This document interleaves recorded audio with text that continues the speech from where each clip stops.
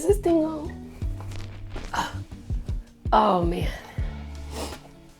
What's going on, you guys? I figured I'd get on here and talk to you guys real quick. I'm really talking to myself, but I figured I'd put a video out for everybody else to see, and just talk about, my journey as a fitness coach and how I saw everything back then versus how I see things now. So I started fitness coaching in the year 2000, right? It was, I've been in the game for a long time.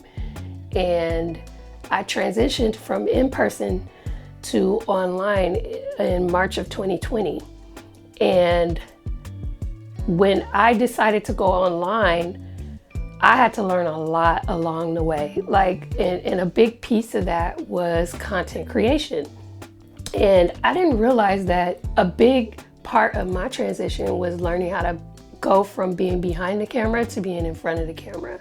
And then also being able to operate a camera and being able to edit a video. So the entire process took a while, and it was a big transition for me. Mainly because, I'm just camera shy.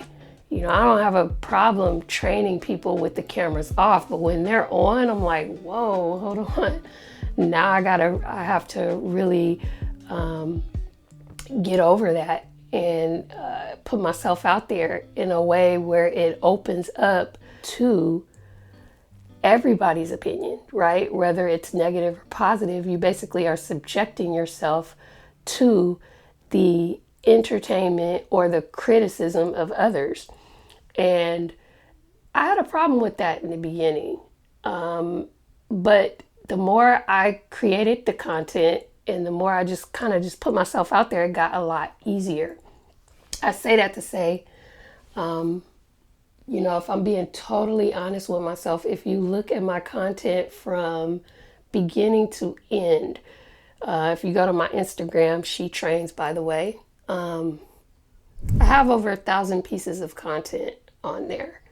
And if you scroll down to, the beginning of 2020, when I really started to create this stuff, you see a journey from a person who didn't really know what they were doing up until what I am now, someone who's pretty experienced at it. But along the journey, I felt a lot of my content was forced. I felt that a lot of my content was copied. I felt a lot of my content was scripted. And it got to a point that I just fell out of love with it. I didn't want to do it anymore. It felt like a job. It got to the point where when it was time for me to batch content and create the content, I would just dread that entire process. I didn't want to do it. It was not fun for me anymore. And when I go back and I look back at those videos, they seem very inauthentic to me. And I don't know if it's like that with, the public. It seemed to be very well received, but it just was not okay with me. And I got sick of it. So I just stopped creating content for a while. Me getting hurt surely helped because I wasn't even in a position to film content. And during that period of time when I was recovering from my femur injury, I started consuming a lot of content and just, picking up different ideas and things from other creatives. And then I just started getting back into that mode again. Like, dang, I'm not the one to copy. I don't want to copy people, right? And so the longer I was in recovery and not creating content and just consuming it, my creative spark came back. And since, me being able to get back up on my feet again and walk and, go into my recovery mode, I just started documenting it. And I really did it for myself, so I could look back on it and remember the times when I didn't have what I have now, like the ability to walk and other things like that. And it just makes me go back and really appreciate life for what it is. So I did it mainly for me. And within that process of me just documenting my life, I really fell back in love with the ability to create content. And, I say all of that to say, I don't want to put videos out anymore just to put videos out. I want to teach fitness in a way where it can tell a story and be from my own creative perspective of telling a story or teaching that topic or, inspiring people to get up and move. And with that being said,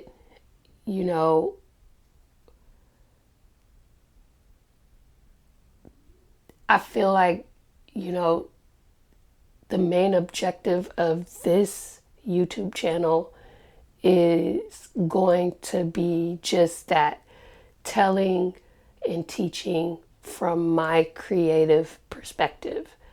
So, if you see a topic that interests you, by all means, you know what I mean? Click on it. I hope you learn something.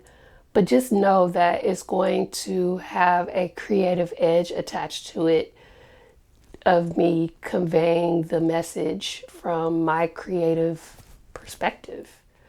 Because this is fun for me now. This is fun for me. I like creating these types of videos where I am testing my skills of, creative shots and different looks and, everyday life, vlogging, seeing seeing it through my perspective, seeing the message, because I could teach all day long. I could teach with my eyes closed. But again, I want to teach things the way I want to teach things. I don't want it to be forced. I don't want it to be copied. I don't want it to be a washed out version of somebody else's video or teachings or anything like that. I want to teach from my point of view, my perspective. So I'm putting this video out for me to be able to look back on this if I ever get burnt out or sucked back into the mode of copy this person, copy that person. And,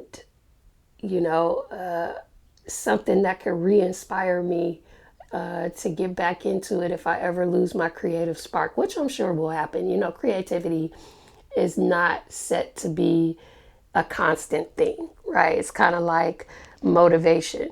Creative minds are constantly being reinforced through motivation. And just like with all motivation, it comes and it goes. So this video, I'm sorry, ladies and gentlemen, family and friends, was mainly for me. And just know, this is kind of the objective that I'm kind of going for with this. You know what? Let me quit saying kind of. This is the objective that I want to go for. This is the theme that I want to play from on this channel. Telling and teaching through my creative perspective. Y'all be easy. I'll see y'all in the next video.